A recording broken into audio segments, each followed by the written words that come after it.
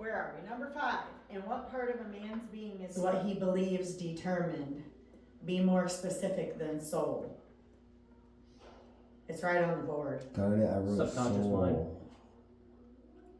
In your mind and emotions, the belief center, memory center.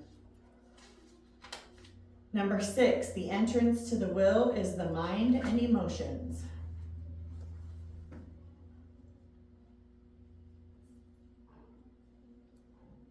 Number 7, describe what happens in the mind from the time an outside stimulus is received until it is acted upon. It goes through the belief center, memory, subconscious, then it's acted upon by the will. That belief center acts as a filter.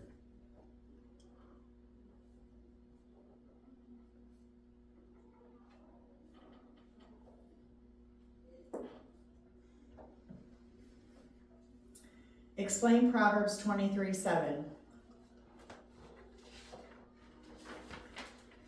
Basically, the verse says, if I can find it, should know by heart by now, right? Yeah. The verse says, well, I just don't want to say it wrong. I do know it by heart, but I don't want to say it wrong. The verse says, as a man thinketh in his heart, so is he. But remember, thinketh doesn't really mean thinketh at all. So what it really means is, as a man is split open at the place of access, which is his soul, so is he. Can I say again? Yes. Yes. As a man is split open at the place of access, which is his soul, so is he. But what about? No. Just saying. Number 9, what do the rings of a tree have to do with this chapter? The rings of a tree record the past just like the belief center, subconscious memory.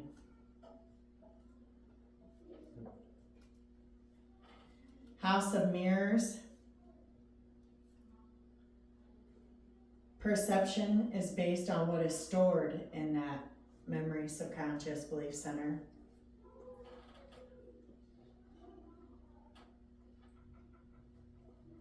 And it's stored in there because it happened or you were told it. I don't know if that's important, or I mean it's important, but I don't know if you want to write all that. Number 10, explain the looking glass self. You see the results of what has been placed in there as truth for yourself. And number 11,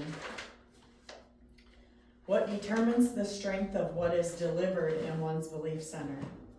Remember, there were 2 things that determines the strength of what's in there. One is how repetitious it was, and the other is how impactful or traumatic it was. Say that again. Repetitious or traumatic and impactful. All right, so think if you flip one more page, you're at the personalities test. And the first part of that is the scoring sheet. Well, let me ask, is there any other questions first about the homework or last week, what we talked about? Did anybody have time to think about it and think of questions or want a refresher on something before we move on? No? Okay.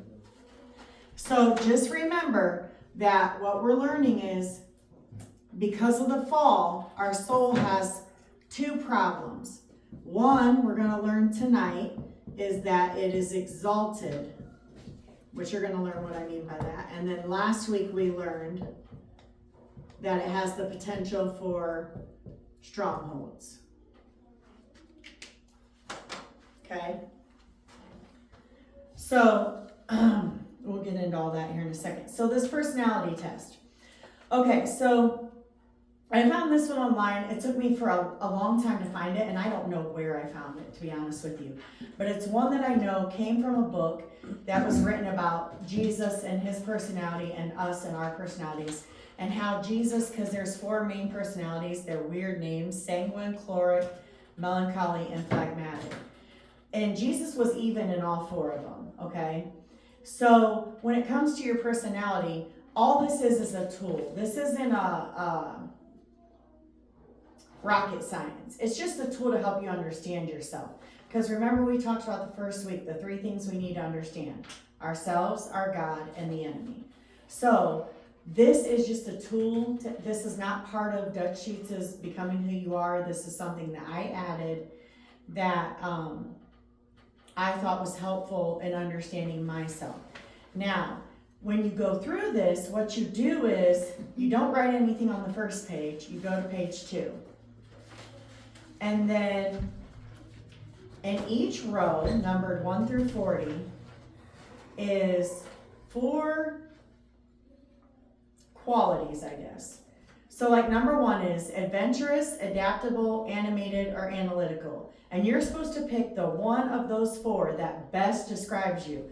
And if you don't know what the word means, you're just gonna have to look it up. But analytical is like thinking things through, very logical, da-da-da-da-da-da. Adventurous, obviously. Adaptable means you can, whatever's going on, you can go with the flow, adapt to that. I'm all those things. Animated.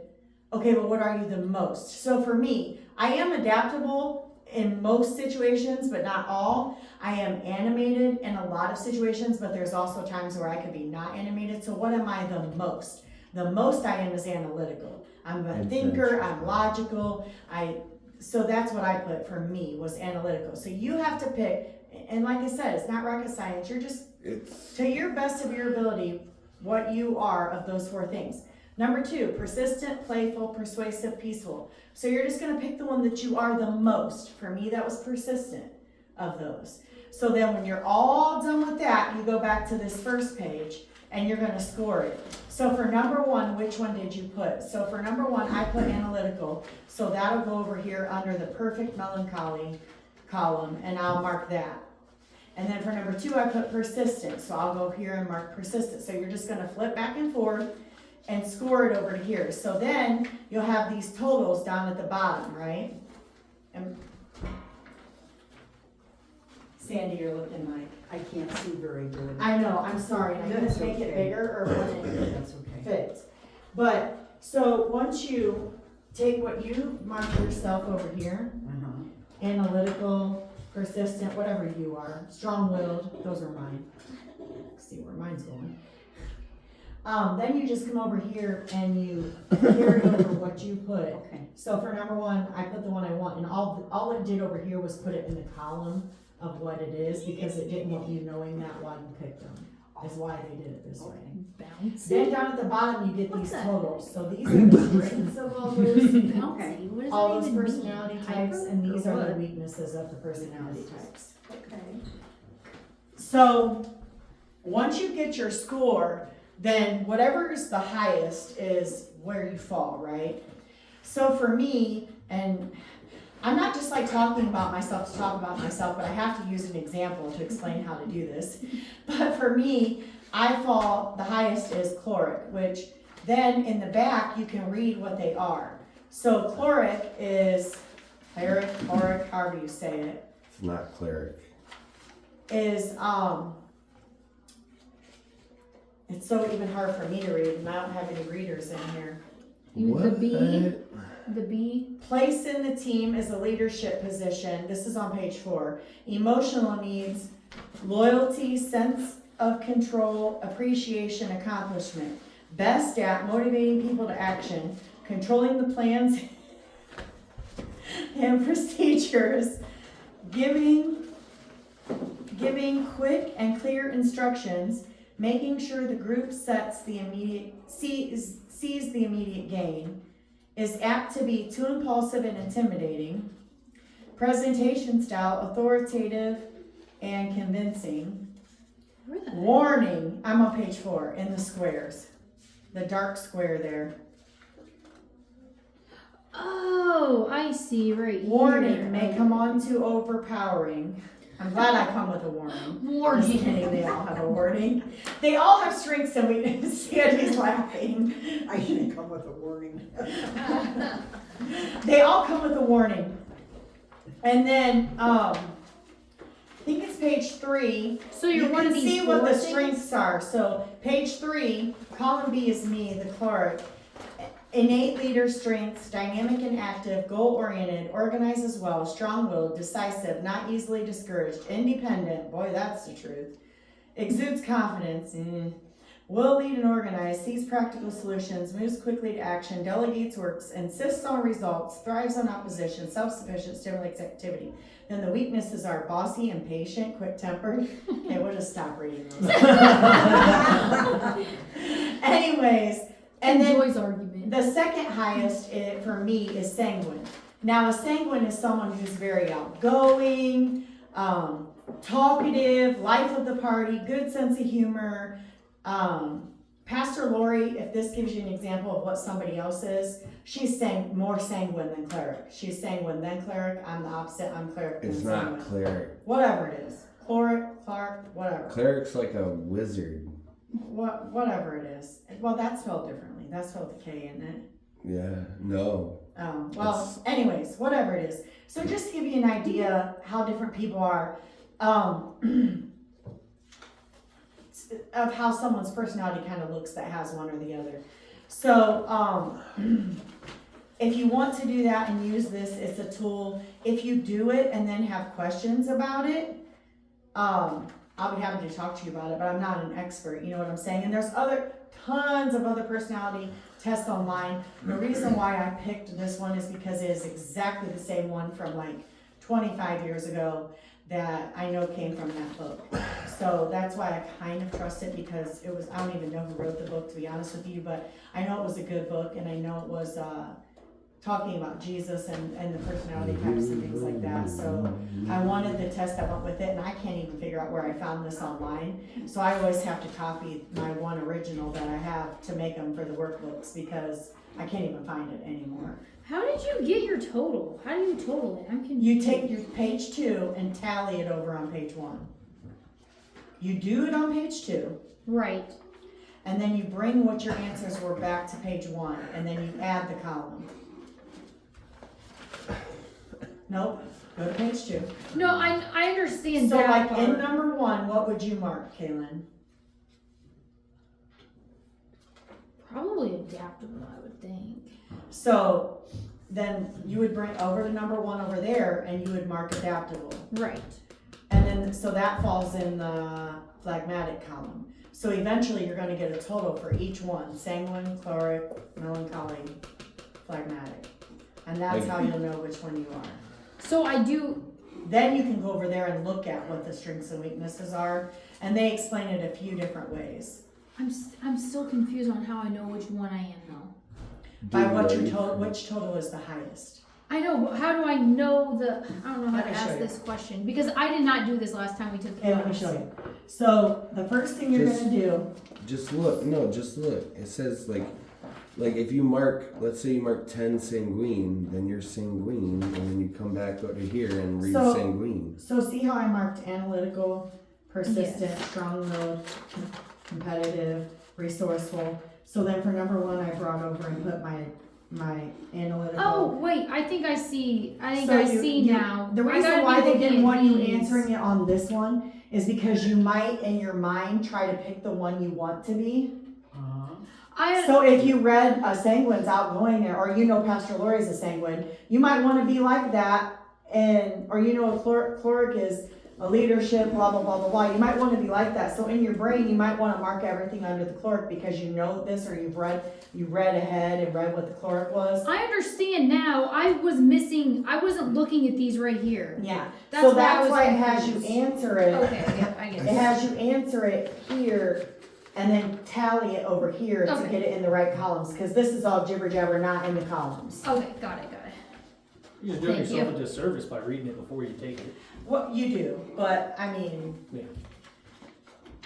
and honestly, mine tested the same That's what I was as trying it to say. I did was 25 like, years ago. the It one that tested- says sanguine. I don't think I was as high a cleric now as I was then, because I think you level out a little bit as you get older and calm down. You maybe don't have as many of the weaknesses, but I think mine was exactly the same otherwise. And then the other test in there, which is at the end of this chapter, week 3 that we're doing, is the love languages test. Now, if anyone here heard of the love languages book? It's Gary Chapman wrote the book. Very good book. Yep. The only thing I do not like about it is he talks about how, and it's been a while since I read it, so I don't know in what context he talks about it. I just remember this. But he talks about how in a relationship, let's say there's 5 different love languages. Let's just say what those are real quick. Words of affirmation, quality time, receiving gifts, acts of service, and physical touch. And let's say a physical touch is married to a words of affirmation. He's saying in the book that your love tank is empty. So if your words of affirmation, you need someone to give you words of affirmation to fill your love tank. And if your partner's physical touch, they need physical touch to fill their love tank, because basically kind of how you give love is how you receive it. So if you like sitting down and talking, if you like quality time, if you like, not, let's just be honest with mine on here, mine's acts of service. So I'm a doer. I do things for people I love. I read the whole dang book online. You know what I'm saying? I do all these things. So what's going to mean more to me is if someone does my dishes or washes my car than if they sit here and tell me that they love me. That it's going to mean more to me if they do something. Do you see what I'm saying? Mm-hmm. But the part that I don't like about this is it is God's responsibility to fill our love tank, and we should be looking to God, not to a human being. So I just want to preface this by saying this is a tool to make you understand yourself and how you receive and give love. But don't go looking for a person to give you your love language or people, because that's not their responsibility. You need God to do that. So this is a quick one. There's a more extensive one in the book, but this is a quick one, but it does justice. I still scored the same. Not the same. Mine changed slightly from when I was younger. Again, I think as you get older, things kind of level out more. But acts of service was still reigning supreme as the highest one for me. This one's very easy. Each number, you have 2 choices. You pick which one you are the most, and then you tally it over at the bottom down there on the second page. Easy peasy. Any questions about that one? That's at the end of this one. Yeah, you guys did that one last year, you and Noah. Yeah. I can't remember. I think Noah's acts of service too? I can't remember now. I should probably Because I think remember. Noah and I was a lot alike on all of them, but I should anyways. probably remember, but I don't. You probably should, because that's your husband.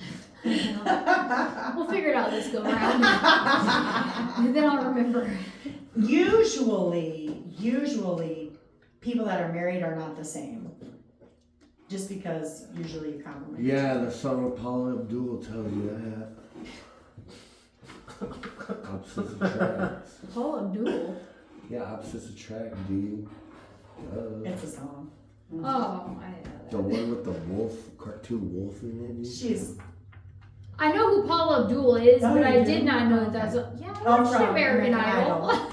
But you don't know the song she sang back I don't know. then. I don't know her songs. No, no. Yeah, you Only have know to her be. from American Idol. That's it. And I know she can dance. Yeah, That's it. yeah. She dances in that song. Anyways, okay, Maybe you so should this listen to it. week, You'll learn something. so far, you guys are gonna be on page 11.